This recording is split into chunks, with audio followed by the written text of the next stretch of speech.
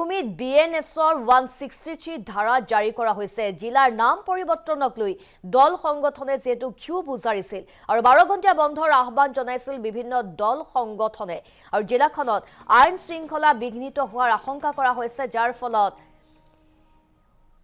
BNSৰ 163 ধাৰা জাৰি কৰা হৈছে। জিলাখনত আইন শৃংখলা বিঘ্নিত হোৱাৰ আশংকা কৰা হৈছে।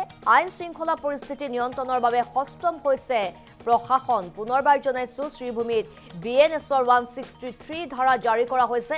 জিলাৰ নাম পৰিৱৰ্তনক লৈ দল সংগঠনে তীব্ৰ ক্ষোভ উজাৰিছিল। 12 ঘণ্টা বন্ধৰ আহ্বান জনাইছিল বিভিন্ন দল সংগঠনে আৰু তাৰ পাছতে জিলাখনত আইন শৃংখলা বিঘ্নিত হোৱাৰ আশংকা কৰা হৈছে।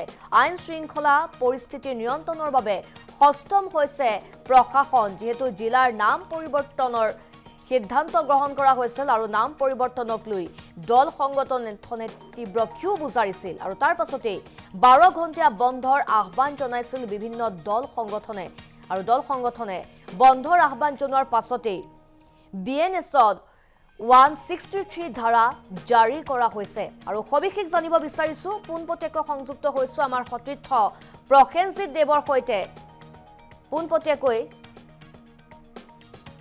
প্ৰসেনজিতৰ কাষলৈ যাম, আমি সবিশেষ জানিম, যিহেতু জিলাৰ নাম পৰিৱৰ্তনক লৈ দল সংগঠনে তীব্ৰ ক্ষোভ উজাৰিছিল আৰু তাৰ পাছতে 12 ঘণ্টা বন্ধৰ আহ্বান জনাইছিল বিভিন্ন দল সংগঠনে আৰু এই বন্ধৰ আহ্বান জনোৱাৰ পাছতে আইন শৃংখলা বিঘ্নিত হোৱাৰ আশংকা কৰা হৈছিল আৰু যাৰ ফলত BNSৰ 163 ধাৰা জাৰি কৰা হৈছে।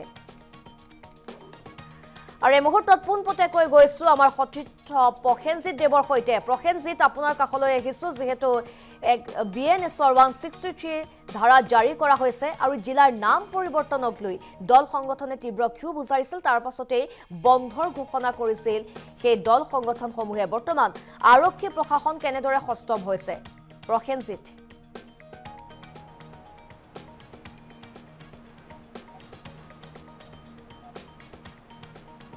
মুহূৰ্তত পোনপটীয়াকৈ আমিৰুলৰ কাষলৈ আহিছো। আমিৰুল, আপোনাৰ পৰা সবিশেষ জানিব বিচাৰিছো।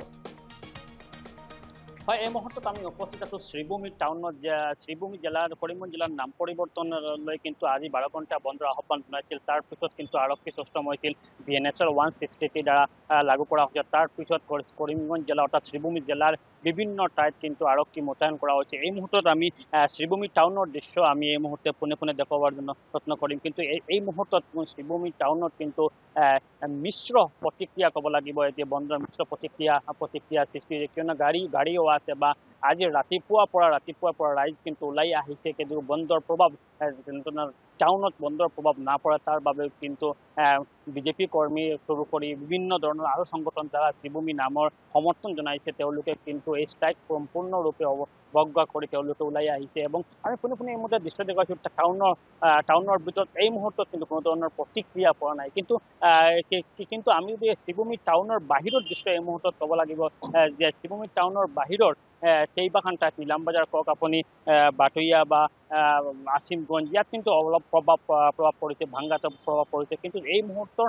আগন্তুক সময়ত শ্ৰীভূমি টাউনত কোনো ধৰণৰ প্ৰভাৱ পৰিলক্ষিত হোৱা নাই, কিয়নো শ্ৰীভূমি জিলাৰ যে নাম পৰিৱৰ্তনৰ লগতে বিশ্বকবি ৰবীন্দ্ৰনাথ ঠাকুৰৰ এটা স্মৃতি বিজড়িত আছে বুলি মুখ্যমন্ত্ৰী উল্লেখ কৰিছিল। ইয়াত তাৰ পাছৰ পৰা কিন্তু এই শ্ৰীভূমিৰ নাম পৰিৱৰ্তনলৈ এটা তীব্ৰ ৰাজনীতি শুৰু হয়েছিল আৰ একাংশ অৰ্থাৎ আমৰা কৰিমগঞ্জ নামৰ এটা সংগঠন আৰু শ্ৰীভূমি নাম পৰিৱৰ্তন কৰালে এটা নাগৰিক কমিটি তৈৰি কৰা হয়েছিল আৰ সেই নাগৰিক কমিটিয়ে কিন্তু আজি বন্ধৰ আহ্বান জানাইছে। কিন্তু এতিয়ালৈ কিন্তু ৰাস্তাৰ ওপৰত কিন্তু কোনো ধৰণৰ পিকেটাৰ পোৱা নাই, কিয়নো কালি মাইক যোগে জাননী দিয়া হৈছিল বা আৰক্ষী প্ৰশাসনৰ ফালৰ পৰা জাননী দিয়া হৈছিল, কোনোভাৱেই কিন্তু এই বন্ধ যাৰা আহ্বান জনাইছিল তেওঁলোকৰ বিৰুদ্ধে বিভিন্ন ব্যৱস্থা গ্ৰহণ কৰা হ'ব। 163 BNS দ্বাৰা লাগু কৰা হৈছিল, যাৰা যিবিলাকে নেতৃত্ব দিছিল তেওঁবিলাকৰ এটা নোটিশ জাৰি কৰা হৈছে। কোনোভাৱেই কিন্তু এই যে নাম পৰিৱৰ্তন যে আন্দোলন আছে, সেই আন্দোলন সম্পূৰ্ণৰূপে বিনষ্ট কৰাৰ বাবে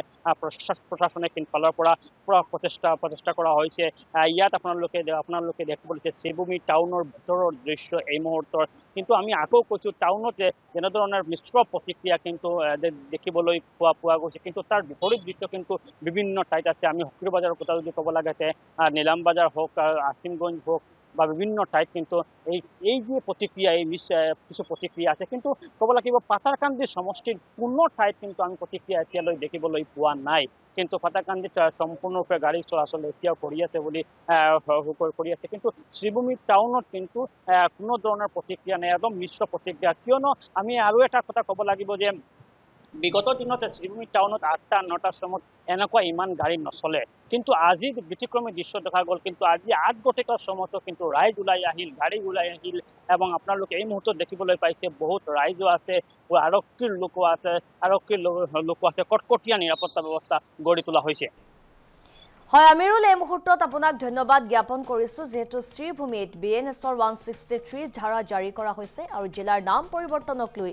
দল সংগঠনে তীব্ৰ ক্ষোভ উজাৰিছিল আৰু তাৰ পাছতে 12 ঘণ্টা বন্ধৰ আহ্বান জনাইছিল বিভিন্ন দল সংগঠনে আৰু জিলাখনত আইন শৃংখলা বিঘ্নিত হোৱাৰ আশংকাত বিএনএছৰ 163 ধাৰা জাৰি কৰা হৈছে কিন্তু কিছু ঠাই দেখিবলৈ পোৱা গৈছে যে বন্ধৰ আচলতে কোনো ধৰণৰ প্ৰভাৱ পৰা পৰিলক্ষিত হোৱা নাই বৰ্তমান যান বাহনকে ধৰি ব্যৱসায়িক প্ৰতিষ্ঠানসমূহ খোলা থকা দেখিবলৈ পোৱা গৈছে বিভিন্ন প্ৰান্তত